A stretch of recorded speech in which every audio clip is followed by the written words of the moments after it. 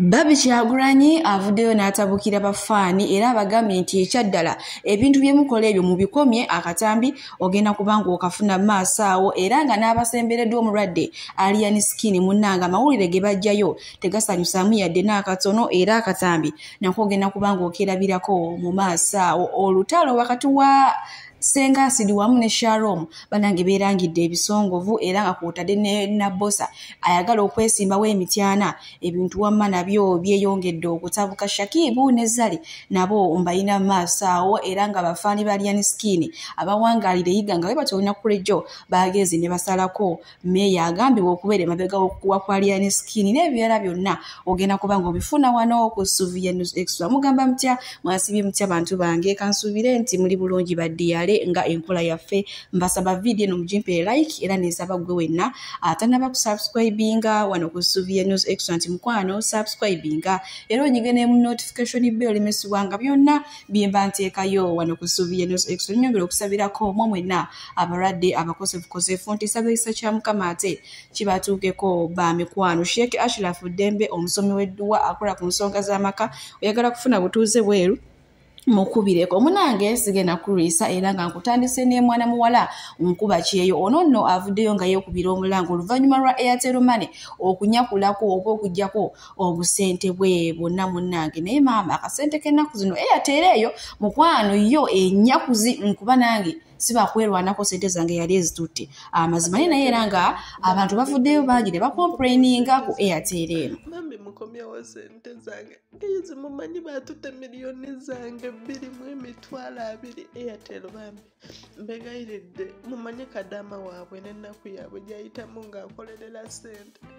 mbegayiridde mukomyewo sente zange for sure mukomyewo sente zange kati lwaki mwazijje ku akawunti mbegayiridde bw'atyo munnange mwana muwala nkuba kyeyo gaakaaba gaakomba oluvannyuma lwa Airtel Money okutwala sente ze bannange sente y'ennaku zino newe kibeera kikuminze nga kimbuzeeko wamma omutwe mba mpulira gusaanuuka okitegedde kati ate bannaye byebyo naye nga mukikomye bambi si kirungi ekyokunyakula sente z'abannammwe ku busimu. Kale bwe tweyongerayo ne omukyala Babi Kyagulanyi munange alina kye yeebuuza wano era nga ye agamba nti yeetaagira ddala ansa mu bwangu ddala bantu mmwe muba mutegeeza ki okusanga basereebu kugamba ate ne mutandika ne mubasoya ebibuuzo ate wano nga mu kifaananyi nkulaba bulala ate ne wano nkusanze olabika bulala wali olabika oli muwanvu ate wano munnange oli kakazi kampi oba oli kasajja katono ayagala ansa bakumpa bulamu kati abantu abafuna opportunity okusinkana aba celebrities nga obadde otambula nosinkana omuntu gwolaba mu videos oba mu bifaananyi ku social media nakuwa chance okunyumyamuko naawe oba okwogeramuko naawe muba mutegeeza ki okukola statements nga you look smaller in person, oh my god the pictures make you fat, oba you look shorter in person, wow I didn't know that shoes do you justice, oba oh you're prettier in person. Muba mutegeeza ki okukola statements ngezo muba mugezaako okubongera confidence oba okukikendeeza kigendererwa ki kyemuba mulina mweyo essaawa nga muwa comments ngezo mpabulemu njagala kumanya ekigendererwa kyemuba nakyo nga mukola statements bwezityo. bw'atyo Babi Kyagulanyi munanga ababuuza ate nga yeetaga ansa zammwe oba waliwo eyamusanze munange n'amubuuza ebyo sijja kulimba naye nga mukwano ye tayagala kumunnyonnyola ayagala kintu kimu kyokka. Lwaki mubuuza ebibuuzo ebyo ddala lwaki mubatabula lwaki mutabula abantu Anyway kale munange bwe tweyongerayo ne Woman MP omukyala Shamim Malembe tumanyi bulungi nnyo kati nnaku 2 ze zaakayitawo nga bamututte mu ddwaliro ly'e Kenya e Nairobi munange ate okulaba ng'afuna obujjanjabi obusingako wano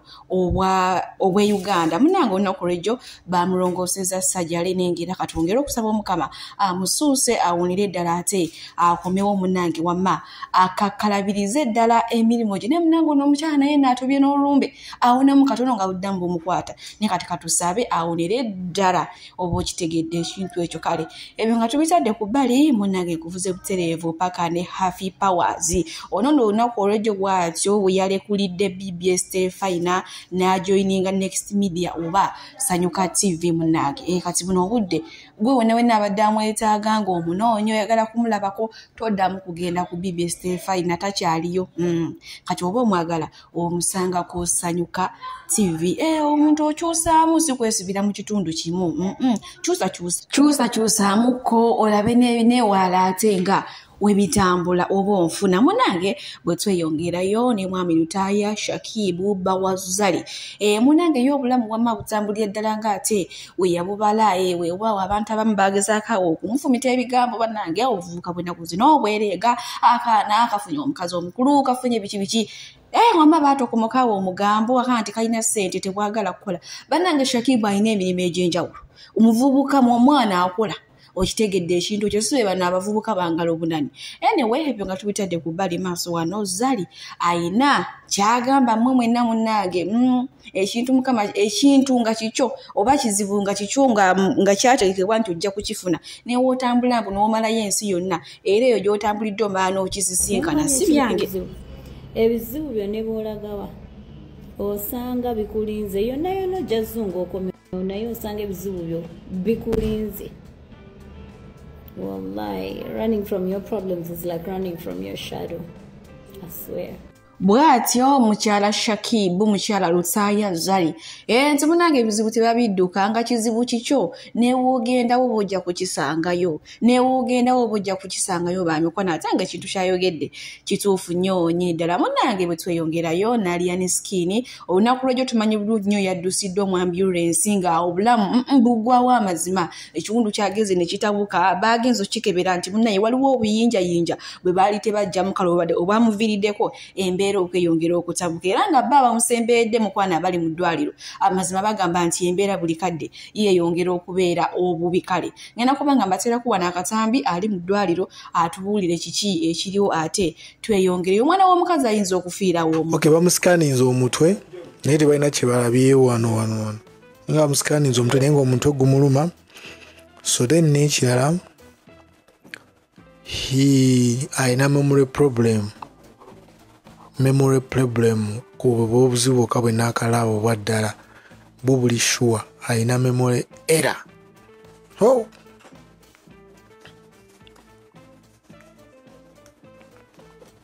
Abasemberedde omulwadde Nalian Skin munange tibalina kagambo kawoomu konna ke bajja ku mulwadde ejjinja eryo munange jjukira baamukuba oyinza ogamba lyali ssasi kubanga ekituli kyonna kyasamye bwe kiti munange abaana ba Nalian Skin abawangaalira Uganda oluvannyuma lw'okulaba nti mukama waabwe agenda asaanawo nabo basazeewo balumba amaka ga mmeeya agombebwamu obwala nti y'omu eyali emabega wa kino eky'okukubwa kwa Nalian Skin kangenda baatezako wano akatambi ate tumale tweyongereyo bamikwano wamma n'agaleero abaana batabuse bagamba boosi waffe singa ageza n'afa mujja tulaba kimaafi ya mbufunzi naye nga tongera omuteeka musaala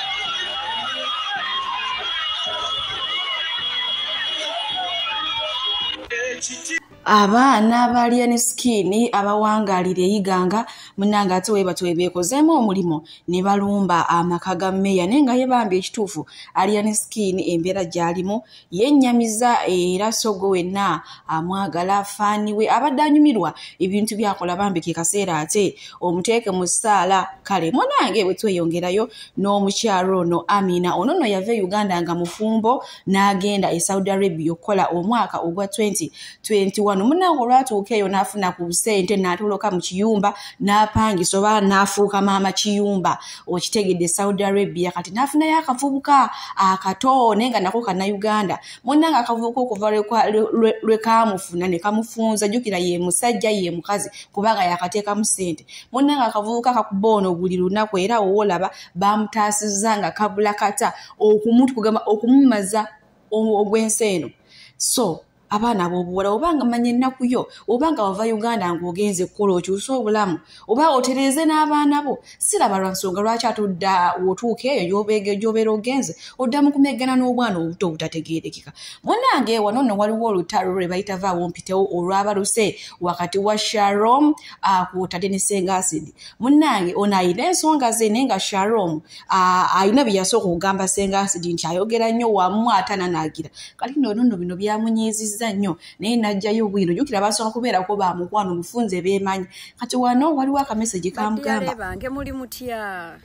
nange gye ndi munnange nzuukuse ndi ku oxygeni ndowooza mundaba ndi ku oxygeni ndi eno oxygeni bantaddeko ebyuma nze nasissa ebyuma bindi mu matu mu nnyindo mu kamwa wonna nanti munnange Mr Verification Shalom yagambye namutama kuba na posting ebintu ebimwogerako ebigambo ebya swakaba nga sisoose ku verifyinga ndi waneeno naatera okufa bannange naatera Shalom abantu bagamba mazima mbuno ekyakunyiiza basooka nkuwandiikako mu sendiiti mbuno oli amatako nonsaba mbideriitingeyo nembideriitinga naye ate tewannebazaako wadde thank you instead wali oyagala nkugambe ani yabikuwandiiseko of which I could not do just like any good journalist that does not reveal its sources wajja nonyigira nnyo ever since then wanyigira nateera wandinebazizaako kubanga nabijjayo nesitakomaoko Junior Mutuli yali waneeno ng'akwesembyemu mbuno gwe waŋŋamba ebigambo about him nenzija I exonerated you and I said no it is not you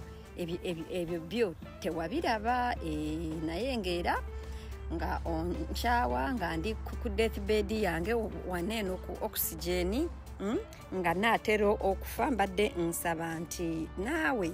olulala bw'obanga okkaatiriza ebintu ebimu oteekangako a disclaimer ate olemenga kukola ki kukkaatiriza bintu nti omwana neyeetuga omwana naakola bw'ati omwana you know because era naawe to verifyinga because era until now ebiboozi by'omwana wa munno okwetuga olwa $2,000,000 tobiverifyingangako ebiboozi by'omwana wa munno bwe yali mentally unstable tobiverifyingangako ate era ne source togitugambangako kale taata Jaden mukama wange akumpeere ekiwummulo ekyemirembe era nenjagala era okujjukiza mbuno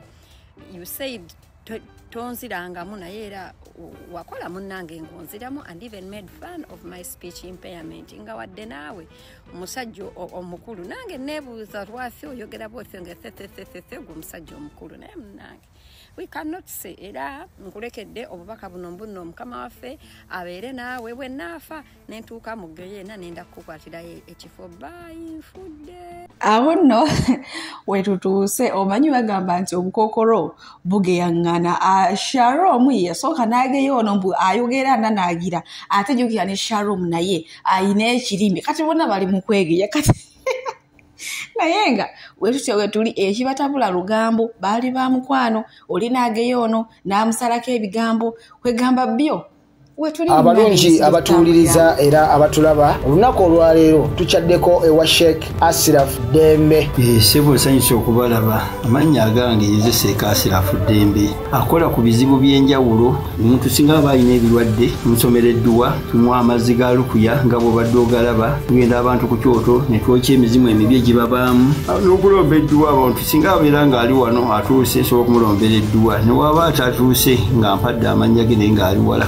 weetaaze ennamba yange yeeno eri 0701-736-3711. Nammwe bannyinaffe abali ebweru oyagala okuba nti oyagala okulombera ku ddwa ng'olina ebizibu viza zibuze amaka gakolongotana sente zikola zimpita mu ngalo ojja kumpeereza ekifaananyi kyo n'amannya go ebyo byokka bijja kummala nja kukulombera edduwa ojja kutereera. Olunaku olusembayo mu mwezi mba n'edduwa ey'awamu ffenna n'abalwadde bange abakadde n'abapya. Salaamu alaikum warahmatullahi wabarakatuh. Munange bwe tweyongerayo n'omukyala Nabbosa ono nga y'omu ku baagala okwesimbawo mu kalulu k'emityana omwaka ogwa 2026. Ne naye waliwo akatambi akatambula ennyo yali ali ku ssomero ng'agamba abaana ebigambo nze nga zibisitagenda kuyisa mu kamwa wabula ngenda kubanga mbibateerako. Kino nno kyanyiizizza abantu ne kigamba nti ddala ono yazze okwesimbawo n'ebino ebigambo ebyafulumya weebiti ddala singa bamuwa akalulu n'alya n'ayitamu agenda kuzimba ki abantu. Kasuke nkuteereko kano akatambi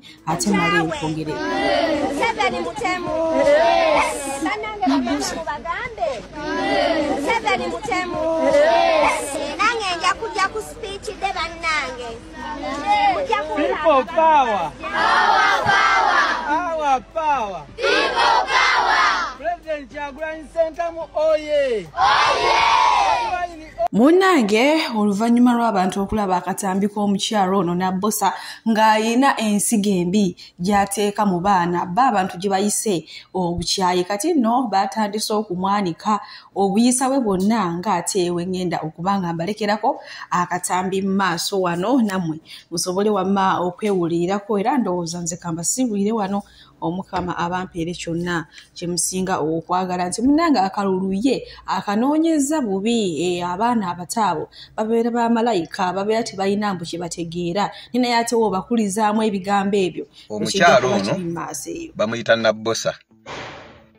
Njagala musooke mumuwulireko then njogere. Ntiisatiisa kuva mu kalulu k'emityana erinnya Mukisa Proscovia abasinga gwe mumanyi nga Nabbosa era ng'amawulire gennina olunaku olwaleero kigambibwa nti omukyala Judith Nabakoobwa minisita w'ettaka yali emabega waako. Omukyalo ono Nabbosa ono gwe mulaba malaaya yatandikibwa okumanyikibwa ng'ali mu kuzannya firimu ku Top TV akazannyo ke bayitanga Nabbosa. Yayina manager we amumanaginga. Bwe baatuuka akazannyo ne kakwatayo Nabbosa n'ayagala wa manager we. Mukazi wa manager we n'abitegeera ne baawukana management neefa. Nabbosa n'atandika okwagala basajja ku church ewa Musumba. Sigenda kwogera mannya ga Musumba ne nannyini TV gye bayita Top TV n'amugoba. Nabbosa najja ne yeekobana n'omufere omuyimbi upcoming bwe bayita Lake Wanu. Buloka w'amataka omufere w'ettaka. Lake Wanu omwaka oguwedde babbye amataka mangi nnyo mu ggwanga. Nabbosa n'oyo upcoming omuyimbi upcoming gwe bayita Lake Wanu. Lake Wanu yabba mukwano gwange bamuyita promota Tamale Essalama munnamawulire mumuwulira mukubi w'amasimu ku leediyo munnamawulire. Twagenda n'amuwa ssente nti agula poloti e Busaabala. Lake Wanu ne Nabbosa poloti yo ne baddamu ne bagiguza abantu abalala bana. Ne tugenda nze mwennyini nnyini ne tukwata Lake Wanu Nabbosa n'afuluma mu motoka n'adduka n'ayingira ensiko. Oyo gwe mulaba. Lake Wanu ne tumusiba ku poliisi ekibiri n'amalamu weeks 2. Okumanya ono omusajja mufere wa bbaluwa n'akwana osi omukyala eyali ku poliisi y'ekibiri gangu simanyi oba yakyaliko ngenda mumusaasira sagala muteeke mu lutalo luno. Honorable Judith Nabakooba maama Mityana nkusaba olutalo luno toluyingiramu. Nkimanyi bagenda kugamba nti gontuma njogere tonnantumako. Beefuula abawagizi bo ne batandika okukubira amasimu nti oyo Benson akuttira akalulu avuma abantu ono simuvuma. Nabbosa bwe mbabye njogera bikyamu tugende mu kkooti tuwere nnembe. Nsaba Honorable Judith Nabakooba maama Mityana ombaka omukyalo wa Mityana district addako 226 zino ensonga toziyingiramu zindekere. Nabbosa ngenda mukubira mu phases 3 ne kabaake akafere ke bayita Lake Wanu. Ngabe namba yange yesimu eri 0757 25 7415 ng'omanyi nti Lake Wanu ne Nabbosa bakubbako ettaka bakukolako emivuyo gy'ettaka ku ttaka lyo ba ku kibanja kyo waba wa ssente nga bakuguza ekibanja nawe wennyine yabawadde ssente mbw'osasula mu kibanja apola bagenda kuguza poloti tebagenda kugikuguza munkubire mbayambe Honorable Judith Nabakoba tagenda biyingiramu nze ngenda kolagana ne bala disi ku bitundu eyo gye muli bana abantu tubasibe kuba kati anoonya minako anoonya mitawaana Nabbosa malaya akayimbi ako kalake wanu kagenda ne kaferafera abayimbi bonna omwaka oguwedde ne kabatwala embaale ne kanjula omukyala era muyina ya mwanjula nga amujjambaale olw'okuba babba ne Nabbosa mu bintu by'amataka Nabbosa naye n'atunda ekibanja kya maama we n'afuna ssente n'aleeta akayimbi kalake wanu naye ko n'akanjula Nabbosa bw'oba ogamba nnimba bbaawo gwe wayanjula ewammwe omwaka oguwedde yaani akola mulimu kyo batemubba mataka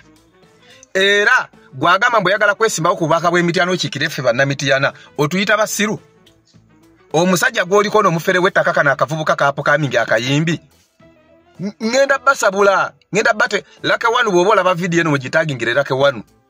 yitayo kano kafere kanno emityana kaveeyo kalekerawo okuddamu okuvuma maama mityana Honorable Judith Nabakoba kalemu okwerimbika mu byobufuzi by'emityana wakasindiseyo mukeefuule akagala okwesimbawo kumbe kaketta ebizibu by'abantu ati abantu bamulaba mbwayagala kwesimba ku bwemupi batandika omubuulira ebizibu byabwe bye balina eby'amataka then abaaba bega agenda agambe kano akasajja akafere kano kabbike kabbuloka kanne bajje babbe lake wano agamba bw'oba gwe wasindise Nabbosa emityana mukazi wo malaya yo sijagamba nti no mukazi wo ono Nabbosa malaya yo jangu ogikima emityana kubanga ffe tujja kunga abantu bakakube bakattireyo ensonga z'ettaka tezikyali mu lugundi olwo Honorable Judith Nabakoba alwaniridde abantu b'ebibanja Uganda yonna n'emityana yamalayo ekibba ttaka gw'otusindisemu kano kamalaya lwaki nkayita kamalaya weyanjula omukazi embaale mukazi wo weewaka abantu bamumanyi gyali nako ne katunda ekibanja kya mama waako ne kajja ne kakwanjula ate ewaabwe kati ke kali ku Nabakoba ngenda bakubira mu phases 3